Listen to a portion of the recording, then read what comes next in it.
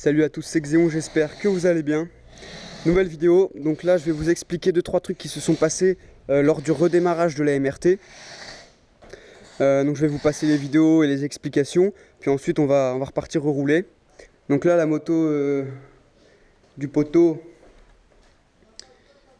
donc le câble d'embrayage il est en train de finir sa petite vie. Voilà, vous voyez, il est tout effiloché, il est mort. Donc là il faut qu'on réussisse à atteindre le magasin pour en acheter un autre avant que ça pète. Et puis bah voilà le programme de la journée. Bon allez, je passe aux explications de ce qui s'est passé avant et après je vous reprends. Donc la bêta, elle est encore là, tout simplement parce qu'il me fallait des plaquettes neuves. Et la vis ici, qui sert à retirer cette tige là, donc pour faire tomber les plaquettes tout simplement, j'ai pas pu la dévisser, la tête de vis est morte. Et j'avais mis du dégrippant pendant plusieurs jours, hein. J'avais chauffé, enfin j'avais testé pas mal de trucs, impossible de la retirer. Donc au final ce que j'ai fait, c'est que vous voyez, c'est un étrier monopiston. Donc on peut retirer cette partie-là sans ouvrir le circuit de frein. Voilà, ça vous voyez, c'est comme ça tient les plaquettes. Et donc on peut le retirer sans ouvrir le circuit de frein, donc sans avoir à purger après ni rien. Donc j'ai sorti mes plaquettes. Hop. Au Maxès, près de chez moi, donc à Caen, j'ai trouvé les plaquettes qu'il me fallait. Voilà. Donc celle-là elle coûte 23,20 €. Sinon le disque, je l'ai aussi commandé à Maxès, il était quasiment au même prix que sur internet, voire un peu moins cher avec les frais de port. Donc j'attends le disque pour remonter ça et la rendre donc à son propriétaire. Pour ce qui est de la MRT, j'ai pris une chute.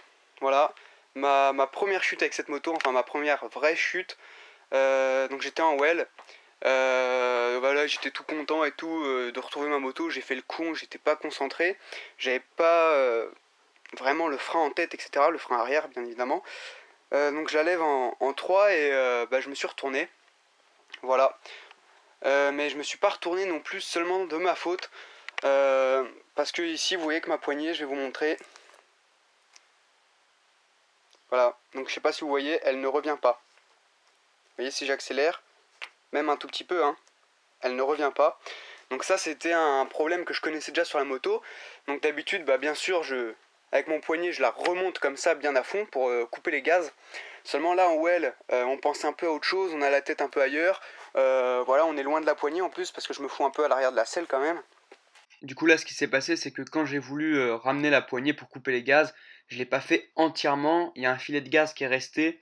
Et ensuite, bien sûr, étant donné que je ne gère pas super bien le frein arrière, que j'ai pas encore de superbes réflexes, je me suis retourné et j'ai rien pu faire.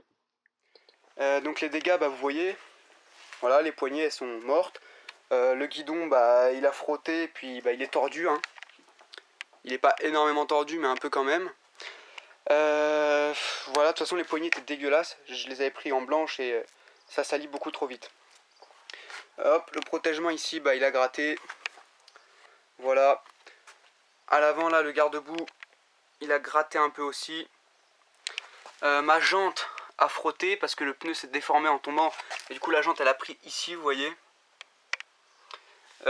Sinon quoi d'autre, les carénages n'ont rien. En fait c'est le guidon qui a pris la poignée, la commande de frein avant, la jante.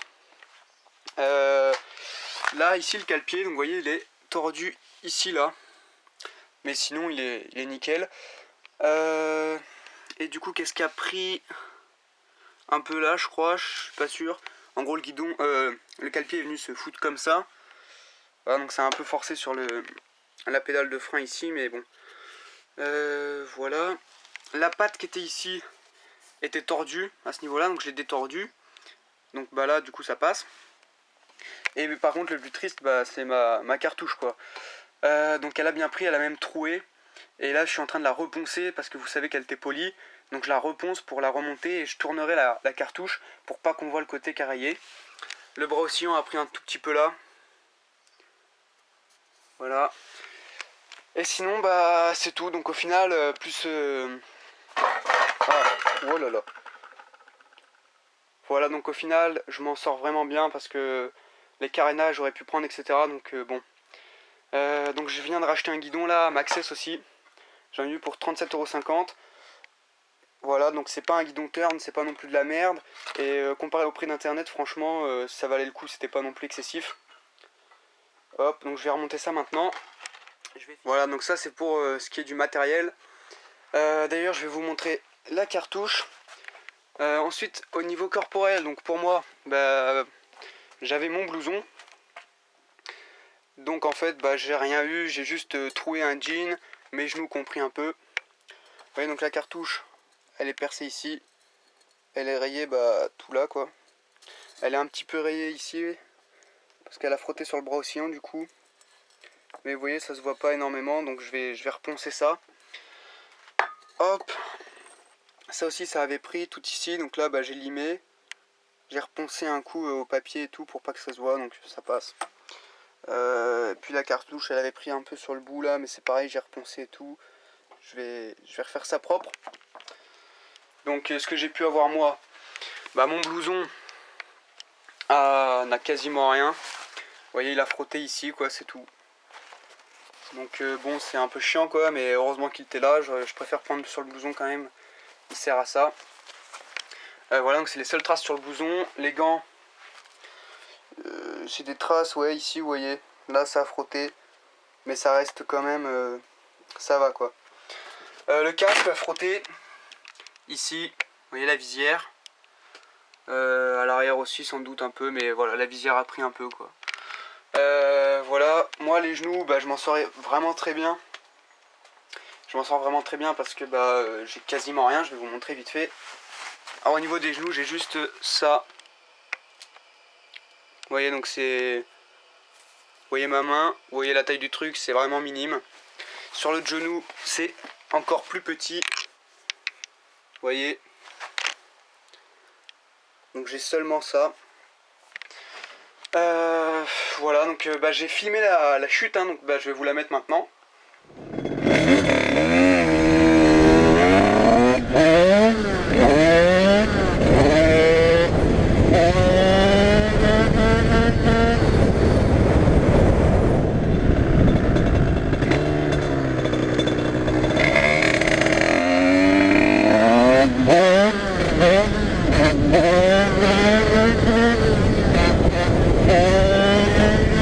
It was at this moment Jackson knew. He fucked up.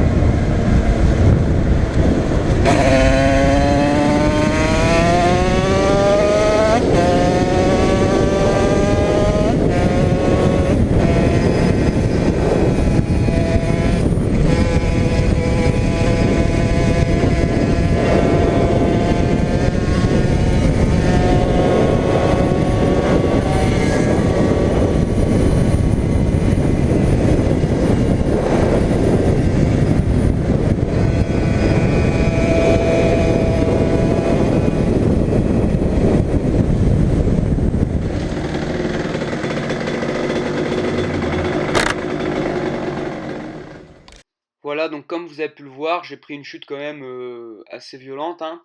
Mais heureusement la moto a pas trop pris, voilà, et puis moi bah ça va. J'ai quand même un peu mal au talon quand je marche parce que je suis tombé sur les pieds en fait avant de rouler. Sinon le reste du corps ça va, voilà. Et donc vous voyez que le nouveau guidon il passe plutôt pas mal.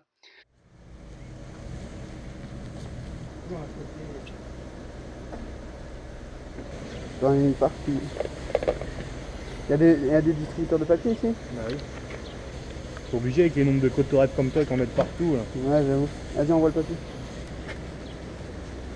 Ah, faut sortir toutes les petites pièces, mon gars.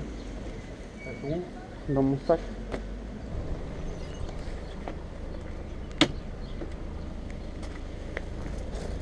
Waouh.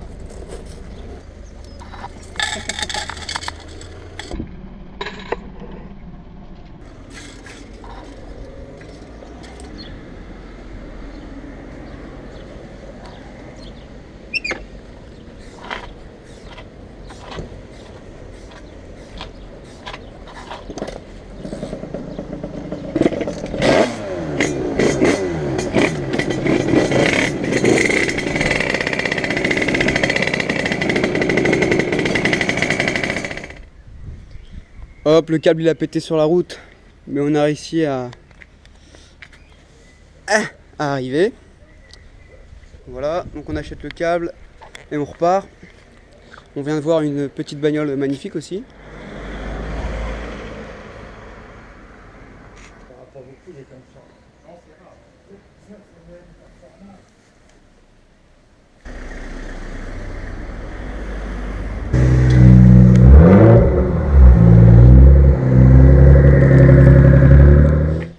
Des Dax. Voilà.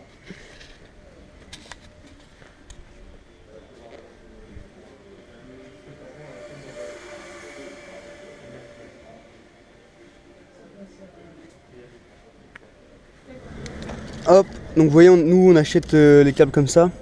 À chaque fois ils veulent nous vendre des câbles complets et tout, mais bon, on achète juste un câble normal comme ça avec le truc ici, un machin coulissant comme ça. Vous voyez, vous passez votre câble dedans. Ça ira sur la demi-lune d'embrayage de l'autre côté, voilà.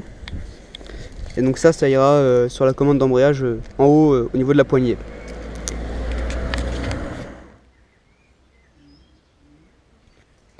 Hop, le câble est monté. Donc il reste à le graisser là un tout petit peu, voilà, surtout ici, c'est à ce niveau-là qu'il pète souvent.